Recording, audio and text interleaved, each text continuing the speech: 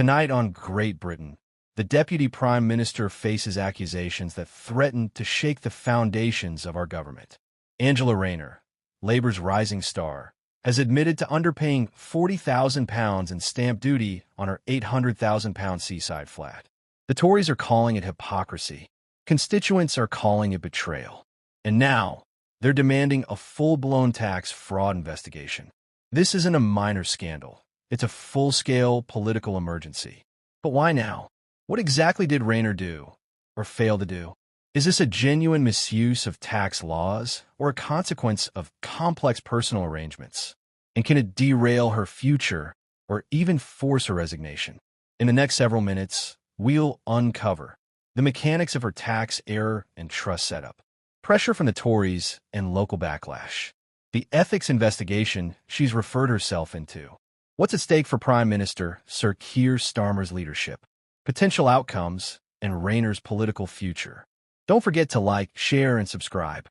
Hit the bell so you're the first to know when we decode Britain's biggest political stories, only here on Great Britain. In May 2025, Angela Rayner purchased a flat in Hove for approximately £800,000. She paid around £30,000 in stamp duty, significantly less than the £70,000 expected for a second home. The difference? A £40,000 tax saving. Sounds bold, but didn't stop there. Rayner claimed the property as her main residence, citing legal advice that her previous home in Ashton-under-Lyne was transferred to a trust for her disabled son. But land registry data shows she remained on the deeds, raising questions about whether that trust was more symbolic than substantive. Critics insist this was a calculated move to dodge full tax liabilities. Adding fuel, she used money tied to her son's trust to fund the flat and was also given council tax concessions on multiple homes. These arrangements, while legal in some corners, appear ethically questionable for someone in her position, especially as she's housing secretary. This matters because it strikes at public trust. If those shaping housing and taxation systems use them to their advantage, what about the rest of us? That's why the Tories and even constituents are livid, some calling her hypocritical, others saying it betrays working-class values. That tax difference isn't just money, it's credibility. It didn't take long for the political fallout. Conservative Chairman Kevin Hollenrack formally wrote to HM Revenue and Customs, HMRC, demanding a tax evasion inquiry, citing Rayner's explanation cannot withstand scrutiny, Guardian, The Independent. He questioned her use of rushed legal advice, title deeds, and trust declarations that should be reviewed. At Prime Minister's questions, Starmer defended her, stating he had full confidence but would act on the ethics panel's findings, the Guardian Financial Times.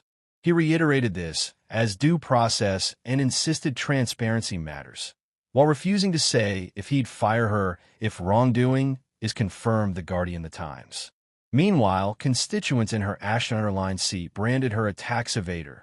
The scrawled graffiti appeared outside her Hove flat and sent shockwave through loyal Labour circles, the Guardian, the Scottish Sunday. Key Labour figures such as Rachel Reeves continue to back her, while others, including former PMs like Ed Balls, express quiet concern, the Times AP News.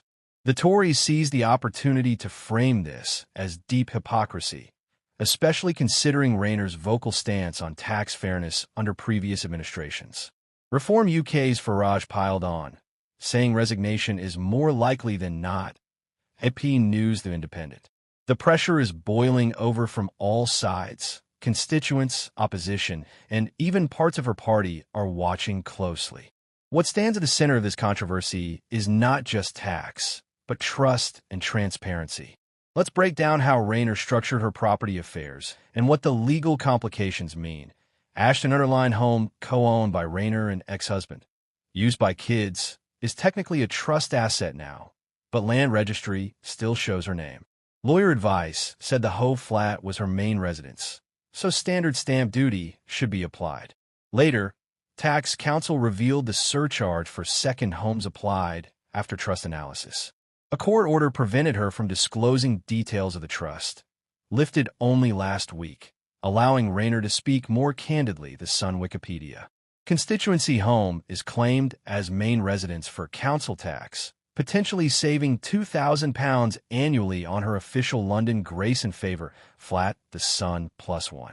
Tax experts argue these arrangements could qualify as avoidance, legal but unethical, whereas others call it strategic personal finance. Yet public servants are held to higher standards. Rayner said she relied on advice in good faith and referred herself to ethics advisor Sir Laurie Magnus, Financial Times, The Independent. Ultimately, this isn't necessarily illegal, but perceptions matter in politics, especially one involving housing and public trust. The question is not just legality, it's survival. Prime Minister Starmer has consistently defended Rayner, but acknowledged the seriousness of the investigation, Financial Times, AP News. Insiders note Starmer fears giving opponents a scalp, but if Magnus recommends breach of the ministerial code, possibilities include a formal censure or fine, requirement for repayment and apology, resignation request, or sacking. Political betting markets now weigh heavily on whether Rayner stays or steps down. Polling suggests mixed loyalty. Labor voters remain largely supportive, but across the nation, trust is slipping after past labor scandals. Wikipedia. If Rayner stays, it signals firm leadership, risking backlash. If she goes, Labor loses a key communicator ahead of next election. It's a high-wire act. So where do things go from here? Let's break down potential outcomes. If ethics find no deliberate wrongdoing, she may remain in role. Starmer reiterates support, citing complex personal circumstances. Tories lose narrative advantage, but public memory is slow to forget. Report finds mistakes, but no deliberate avoidance. A public apology required. Rayner remains, but credibility takes hit. Labor likely frames as human error. If found to breach code on avoidance grounds, resignation likely demanded. Replacement options. Lucy Powell, Rachel Reeves, Bridget Phillipson, each bring different strengths. Tory demand for investigation could escalate to criminal tax evasion probe. If launched, matters become legal, not just political. Will Rayner successfully reframe this as a learning moment? Or will it stain Labor's housing agenda forever? Whatever the outcome, this moment is not just a scandal. It's a test of leadership, ethics, and resilience. What began as a tax calculation error now threatens to redefine UK politics. Angela Rayner's story, from grassroots to the cabinet, has inspired many. Her current predicament challenges not only her judgment, but the integrity of public office. But this is also about how politics navigates transparency, accountability, and redemption. If Rayner is cleared, it could be seen as vindication for standing by principle and putting family first. If she resigns or is removed, it will raise questions about systemic inequality and power in politics. The key difference between a resignation and a comeback lies in trust, and how truth is presented, not hidden. So, what do you think should happen next? Drop your thoughts below, and please subscribe so you can stay informed through the twists of UK politics.